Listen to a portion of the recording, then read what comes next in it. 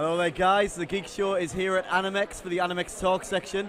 I'm here with Dan, and he worked on a film that I hope you've all seen already. I don't know. If you could tell us a little bit about the making of Frozen, please. Yeah, I worked on Frozen. I was the, well, I have 2 credits on the film. I was on the film for about a year when it was in visual development. Yeah. And that's when we were working on the film, but it didn't have a script. We were just brainstorming what ifs. What if she had to flee a ballroom? What if she had to freeze a fountain? And then I worked in the production where I designed the effects and then sort of followed them through to the end. I've seen a lot of that work go up on Seagraph. There's been some very interesting things with the snow physics. Oh, Matterhorn, yeah.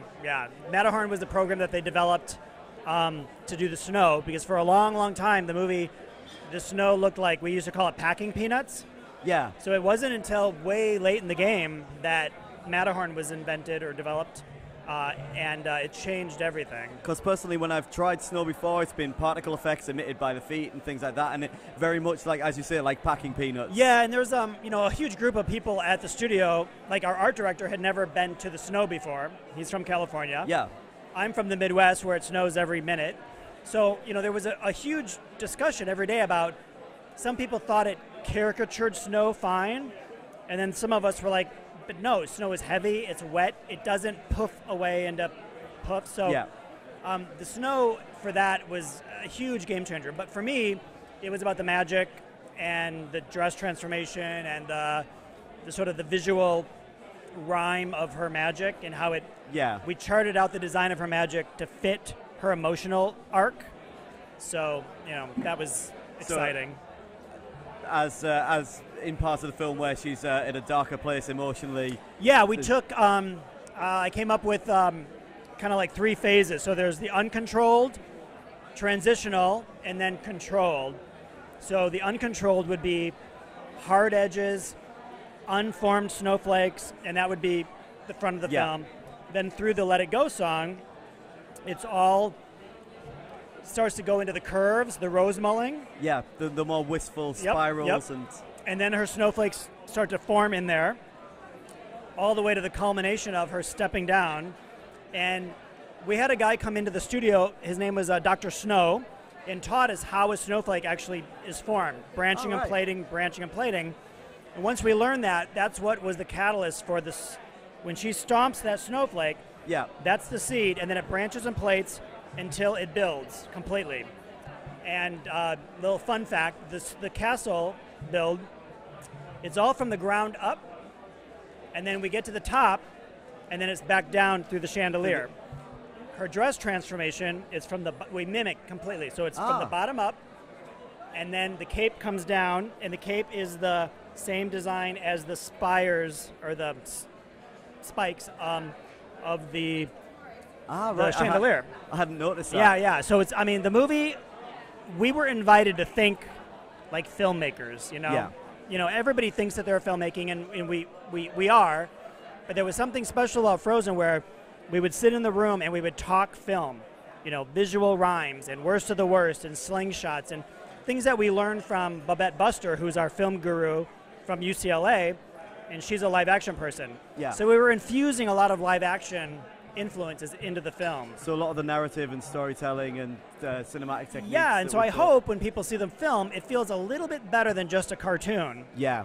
Also, lighting-wise, art director Mike Giamo, we would have movie Friday mornings, and we didn't watch Dumbo and Bambi to get influence. We watched Suspiria, which is an old Italian horror film. We watched The Black Narcissus, which is an old 1950s film.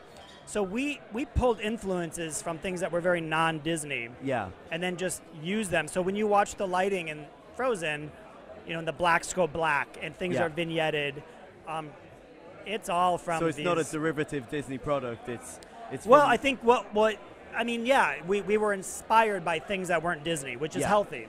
Yeah, definitely. I don't want to go and get inspired by Bambi and Dumbo. Though they're great, but I want to be inspired by, something new, Gravity, or you go to a play and you see something in a play, or you... Absolutely. So inspiration can come from anywhere, really. Well, and really, one of my favorite films of all time is Carrie. You're probably too young to know, but... and so there was this moment in the movie, before there was a script, where they said she has to have her Carrie moment. She's got to have a freak out in the coronation and flee. Carrie moment.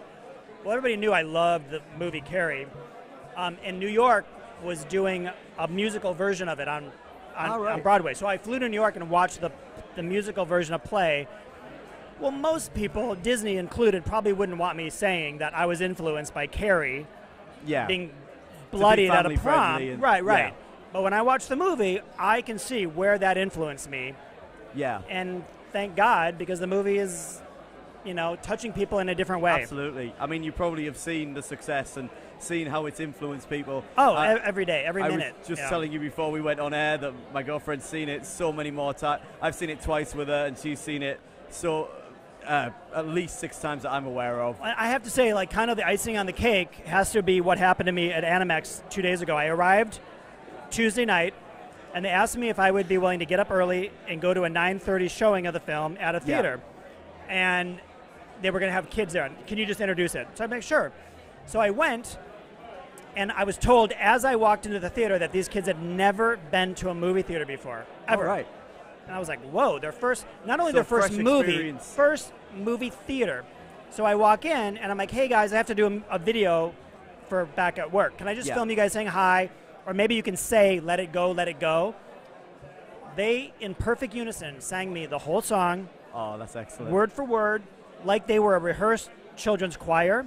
I started crying. I couldn't finish my lecture. It was, so I feel like that was Animex gave me the pinnacle moment of seeing how this movie is affecting people. Yeah. Above and beyond us making the movie. Well, my girlfriend's a younger sister, and she really felt like she emphasized with the character. Yeah. She started wearing her hair up in a braid and things like that. Yeah, we would go to the theaters around LA, and there would be Friday nights at the El Capitan where twins would come and sisters would come, and they would do their hair up. And it's become quite a cultural thing. They're trying, it comes out on DVD in a couple of weeks, and I think everybody's a little sad that they couldn't have pushed the DVD release because people are still going to see it in the theater. Yeah. So sort of as a treat to kind of a finale, there's a theater in LA called the El Capitan.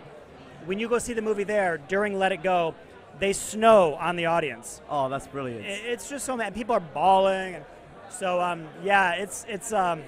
I'll be talking about this movie when I'm old man and the old folks home. It sounds like it could almost become like a Rocky Horror kind of audience participation and experience. The sing-along came from, I think it was Jim Hammond, came back from his Christmas break, and he said that he went to a 9 o'clock showing in Burbank, thought the theater would be half empty, and the little chanting at the beginning, the hey na, the kids behind him started chanting it. Oh. He's like, oh my God, like they're not even, they're actually chanting the backup stuff. And so he came to work and told that story. 2 days later, Lasseter's like, we're doing it as a sing-along. So it really is the audience that has embraced the film and made it bigger. It's not a Disney marketing machine like everyone thinks. Yeah. It does seem that the audience has really embraced every part of it. Yeah, thanks. I appreciate it. Thanks a lot for talking to us. Well, today, and Animex has been an amazing experience. What you said you're part of Geeks? This is the Geek Show. Oh, okay. It's a community radio show. Oh, cool. It's on every week, 5 till 7. It's been going 3 years. 3 years, yes. And basically, it's all run completely by volunteers. Cool. All Teesside students, or does it matter? No, it's just a mix of people, all from the area, but it's broadcast on the radio and online as well. And the podcasts go up afterwards online for you to listen to back whenever you want to. I'll have to check it out. So I'd be happy to send you a link once it's do it. I'll give you a card. I would love to keep up with the Geek Show. The Geek Show, All right, thanks so much. Thanks I appreciate very much, it. Dan. Yeah, no problem. Thanks. Thank you.